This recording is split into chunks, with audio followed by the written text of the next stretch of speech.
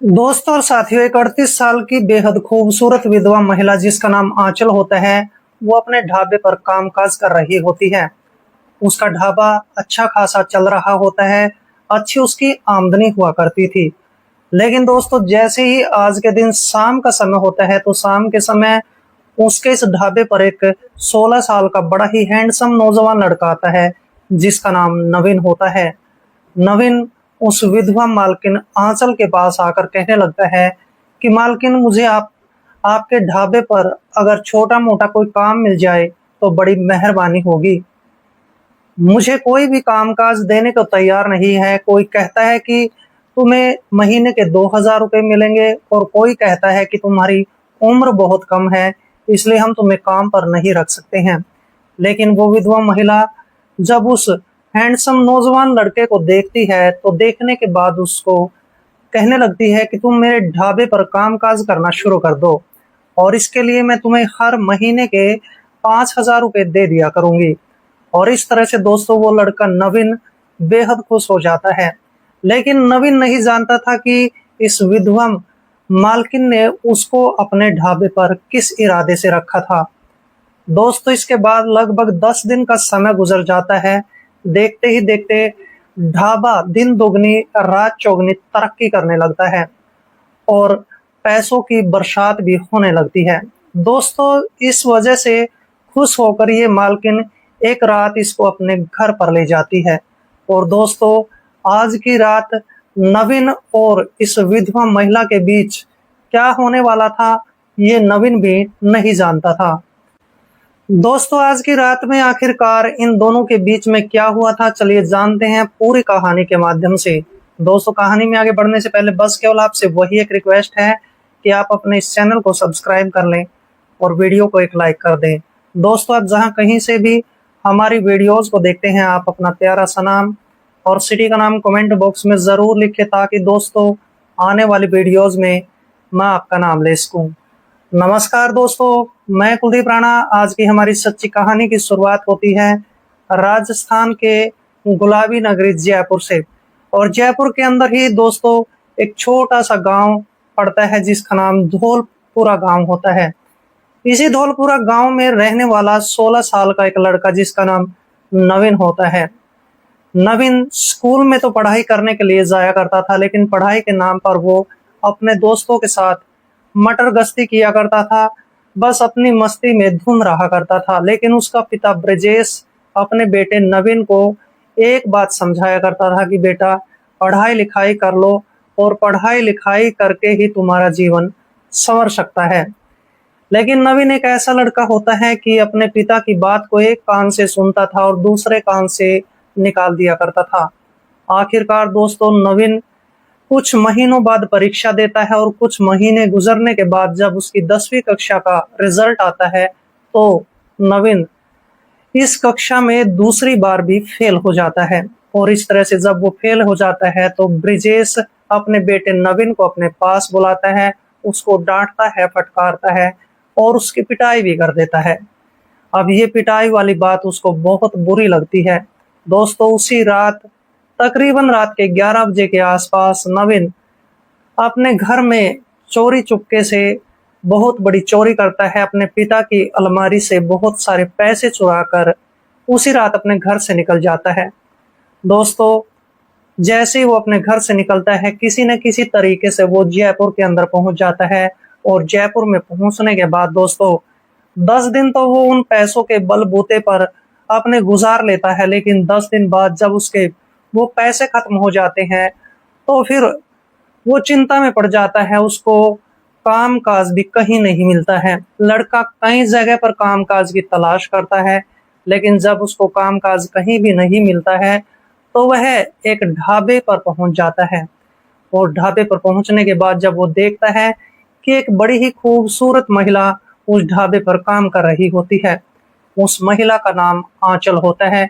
आंचल जो कि एक विधवा महिला थी, और विधवा महिला अपने इस ढाबे पर काम काज करके अपना घर चलाया करती थी, बल्कि अच्छे खासे पैसे भी कमाया करती थी। अब जैसे उस विधवा महिला आंचल को देखता है, तो नवीन उसके पास जाता है, उसको कहने लगता है कि मालकिन, मुझे काम की सख्त ज़रूरत है, अगर तुम्हारे ढाबे पर कुछ छोटी-मोटी नौकरी मिल जाए, कुछ छोटा-मोटा काम-काज मिल जाए तो बड़ी मेहरबानी होगी। अब विधवा महिला आँचल जैसे ही उस हट्टे-कट्टे नौजवान लड़के को देखती है, तो उसको देखने के बाद उसको वह जो है काफ़ी दंग रह जाती है। लड़का देखने में बड़ा हैंडसम था, नौजवान भी था और इसके बाद दोस्तों वो विधवा महिला आँचल उसको कहने लगती है कि मैं तुम्हें नौकरी तो अपने ढाबे पर दे सकती हूँ, लेकिन यहाँ पर तुम्हें काम बहुत ज़्यादा करना पड़ेगा। नवीन मरता क्या ना करता कहने लगता है कि कोई बात नहीं, मैं तुम्हारे ढाबे पर मन लगाकर काम करूँगा। लेकिन वहाँ पर नवीन नहीं जानता था कि इस महिला ने उसको नौकरी क्यों दी है। दरअसल नवीन इस विधवा महिला के इरादे को समझ नहीं पाया था और इस तरह से दोस्तों नवीन को इस ढाबे पर कामकाज मिल जाता है और लड़का इस ढाबे पर कामकाज भी करने लगता है। अब जैसे ही 10 दिन से 15 दिन का समय गुजर जाता है तो दोस्तों ढाबे की जो कमाई होती है वो दिन दुगनी रात चौगनी होने लगती है। पैसों की लगभग बरसात सी होनी शुरू हो जाती है। अब विधवा महिला सोचने लगती है कि ये लड़का तो बहुत लकी है, इसके आने के बाद जो है उसके ढाबे की कमाई बहुत ज़्यादा बढ़ चुकी है। और इस तरह से दोस्तों ये विधवा महिला अब इस लड़के को कहने लगती है कि तुम रात अपने जो है ढाबे पर ही गुजारते हो, तुम ऐसा करो, मेरे घर पर कई कमरे हैं, मैं तुम्हें अलग से एक कमरा अपने घर पर ही दे देती हूँ और तुम रात को मेरे साथ ही मेरे कमरे पर चले जाया करो और सुबह को हम दोनों यहाँ पर काम करने फिर से आ जाया करेंगे। और इस तरह से दोस्तों ये लड़का नवीन भी बेहद खुश हो जाता है। नवीन को जरा सा भी अंदाजा नहीं होता है कि आखिर ये मालकिन चाहती क्या है। और इस तरह से जैसे ही रात के 8 बजे का समय होता है तो दोस्तों मालकिन और ये नवीन दोनों ही ढाबे को बंद करते हैं और ढाबा बंद करने के बाद दोस्तों इस मालकिन के घर पर नवीन चला जाता है। और नवीन जब घर पर पहुंचता है तो देखता है कि मालकिन का घर नहीं बल्कि एक महल जैसा घर होता है। बहुत ही आलीशान और सुंदर घर होता है। इतने बड़े घर को देखकर नवीन चौंक जाता है। वो मालकिन को कहने लगता है कि मालकिन जी आपका घर तो बड़ा शानदार है। तभी विधवा मालकिन कहने लगती है कि इस शानदार घर का आखिर बनने वाला क्या है। मैं इस घर में, इतने बड़े घर में अकेली ही रहती हूँ, मेरा पति भी नहीं है और मेरे सास ससुर भी मेरे साथ नहीं रहते हैं। दोस्तों इतना कहने के बाद ये विधवा महिला उस लड़के नवीन को एक कमरा दिखाती है और कहती है कि इस कमरे में तुम्हें रहना है। लड़का अपना थोड़ा सा सामान लिए हुआ था, उस सामान को वो उस कमरे में रख देता है। और दोस्तों इस वजह से इस तरह से तकरीबन रात के 9 बजे का समय हो जाता है। विधवा आंचल खाना बनाती है और ये दोनों खाना खाते हैं और खाना खाने के बाद दोस्तों नवीन दूसरे कमरे में सोने के लिए चला जाता है और जो मालकिन होती है वो अपने कमरे में सोने के लिए चली जाती है। लेकिन नवीन को आज रात तो वहां पर नींद नहीं आ रही थी। दूसरी तरफ मालकिन के मन में भी कुछ अलग विचार चल रहे होते हैं। लेकिन मालकिन अब सोचने लगती है कि इस लड़के को थोड़े बहुत पैसे भी दे देने चाहिए। और इस तरह से विधवा मालकिन अपनी अलमारी खोलती है और अपने सारे पैसों को निकाल कर पहले वो गिनना शुरू कर देती है।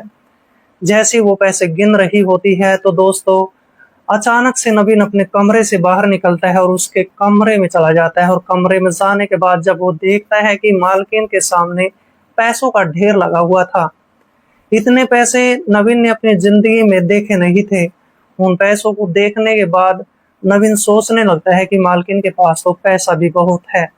अब मालकिन उसको देखने के बाद कहने लगती है कि नवीन इतनी देर रात गए, तुम मेरे कमरे में क्या करने आए हो।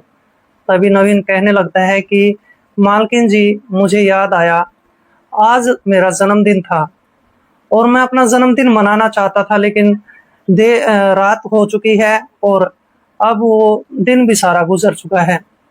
लेकिन मालकिन कहने लगती है कि नहीं नहीं, अभी तो रात के तकरीबन 10 बजे हैं और 10 बजे ही हम तुम्हारे लिए जो है एक केक मंगवाएंगे और फिर तुम्हारा जन्मदिन मनाएंगे। दोस्तों इसके बाद मालकिन उसको थोड़े से पैसे देती है और कहती है कि पास में ही एक दुकान है, वहां से केक लेकर आओ। और नवीन दौड़ता हुआ उस दुकान पे जाता है और 10 से 15 मिनट में ही वो जो है एक केक लेकर घर पर आ जाता है। और जैसे केक लाया जाता है तो मालकिन पहले से शराब की एक बोतल लेकर बैठी हुई थी और नवीन को कहने लगती है कि आज तुम्हारा जन्मदिन है और मैं आज रात जमकर शराब पीने वाली हूँ। और इस तरह से दोस्तों अब नवीन का जन्मदिन भी मनाया जाता है। और जन्मदिन मनाने के बाद दोस्तों जो मालकिन आंचल होती है वो शराब पीना शुरू कर देती है। मालकिन आंचल आज की रात जमकर शराब पीती है और जब उसको गहरा नशा हो जाता है तो नशे की हालत में उसको अपने पति की याद आने लगती है। अब आंचल नवीन को कहने लगती है कि जिस समय मेरे पति मेरे साथ थे तो मेरा समय गुजर जाया करता था, मैं हमेशा खुश रहती थी। लेकिन जिस दिन से मेरे पति गुजरे हैं मैं हमेशा उदास रहती हूँ, परेशान रहती हूँ। दोस्तों नवीन अपनी मालकिन आंचल की ये सारी बातें बड़े अच्छे तरीके से सुन रहा होता है। और इसके बाद मालकिन जब नशे में बिल्कुल टल्ली हो जाती है तो वो कहने लगती है कि मैं सोने के लिए अपने कमरे में जा रही हूँ। और इस तरह से दोस्तों आंचल अपने कमरे में जाकर लेट जाती है और दूसरे कमरे में वो लड़का नवीन अपने कमरे में जाकर लेट जाता है। लेकिन नवीन को आज रात नींद नहीं आती है। वह हमेशा हर समय बस कुछ न कुछ सोचता रहता है। ये सब सोचने के बाद दोस्तों लगभग रात के 12 बजे का समय हो जाता है। नवीन अपने कमरे से बाहर निकलता है और फिर से अपनी मालकिन आंचल के कमरे में चला जाता है। कमरे में जाने के बाद दोस्तों नवीन देखता है कि उसकी मालकिन आंचल गहरी नींद में सोई हुई थी। अब जैसे ही वो सोई हुई थी तो फिर नवीन के दिमाग में सिर्फ एक ही बात घूम रही थी और वो बात ये थी कि नवीन ने उन पैसों को देख लिया था जिसकी उसको जरूरत होती है। नवीन इसके बाद पास में ही एक लोहे का पड़ा हुआ सरिया उठाता है और उस सरिये से अपनी मालकिन आंचल के सिर पर 10 से 15 वार कर देता है। मालकिन मौके पर ही अपना दम तोड़ देती है और इसके बाद नवीन यहीं पर नहीं रुकता है।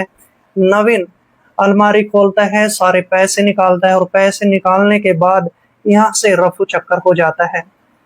दोस्तों जैसे ही सुबह होती है तो सुबह के समय आंचल का एक देवर होता है जिसका नाम नरेश कुमार होता है। वो घर में अपनी भाभी से मिलने के लिए आता है और जैसे नरेश घर के अंदर जाकर देखता है कि आंचल तो अपने बिस्तर पर पड़ी हुई थी और खून से लथपथ थी, वह मृत अवस्था में पड़ी हुई थी। नरेश जब उसको मरा हुआ देखता है तो सोचने पर मजबूर हो जाता है कि आखिर ऐसा कैसे हुआ। इसके बाद नरेश नजदीकी पुलिस स्टेशन में फोन कॉल करता है और पुलिस को मौके पर बुला लेता है। पुलिस जैसे ही आंचल के घर पर पहुंचती है तो आंचल की लाश पड़ी होती है और आंचल के शव को फिर बरामद कर लिया जाता है और उसको पोस्टमार्टम के लिए भेज दिया जाता है। और इसके बाद पुलिस नरेश से सवाल जवाब करने लगती है। वो पुलिस जो होती है नरेश से पूछने लगती है कि ये काम कौन कर सकता है। तभी नरेश कहने लगता है कि इस बात का तो मुझे पता नहीं है, लेकिन आंचल के ढाबे पर एक लड़का नौकरी किया करता था जिसका नाम नवीन होता है और आज रात वो यहीं पर ठहरा हुआ था, लेकिन जब मैं आया तो वो घर पर नहीं था। इसके बाद पुलिस घर की तलाशी लेती है। पुलिस देखती है कि अलमारी में से पैसे भी गायब होते हैं, गहने भी गायब होते हैं। अब पुलिस का सीधा ही शक नवीन पर चला जाता है और दोस्तों इसके बाद पुलिस उस लड़के नवीन की तलाश करना शुरू कर देती है। दोस्तों 7 से 8 दिन तक पुलिस लगातार नवीन की तलाश करती रहती है। आखिरकार 10वें दिन नवीन जो है पुलिस के हत्थे चढ़ ही जाता है। इसके बाद दोस्तों जब जैसे ही नवीन को गिरफ्तार कर लिया जाता है तो नवीन की थोड़ी देर तक ही पिटाई की जाती है तो नवीन अपना सारा जुर्म कबूल कर लेता है। पुलिस के सामने वो लड़का कहने लगता है कि मैं पैसों के लालच में आ गया था और जैसे ही मैंने मालकिन के पास इतने पैसे देखे उन पैसों को देखकर मुझसे रहा नहीं गया, इसलिए मैंने अपनी मालकिन का कत्ल कर दिया था। और दोस्तों इसके बाद जो है पुलिस इस लड़के के खिलाफ जो है एक चार्जशीट तैयार कर लेती है। और दोस्तों ये बात अब भविष्य के घर में छिपी है कि जज साहब उस 16 साल के लड़के को आखिर क्या सजा सुनाने वाला है। दरअसल दोस्तों इस कहानी को सुनाने का मेरा उद्देश्य किसी का दिल दुखाना नहीं था, बल्कि आपको सजग करना था, आपको सतर्क करना था। तो मिलते हैं दोस्तों ऐसी किसी कहानी के साथ। तब तक के लिए दोस्तों, जय हिंद, वंदे मातरम।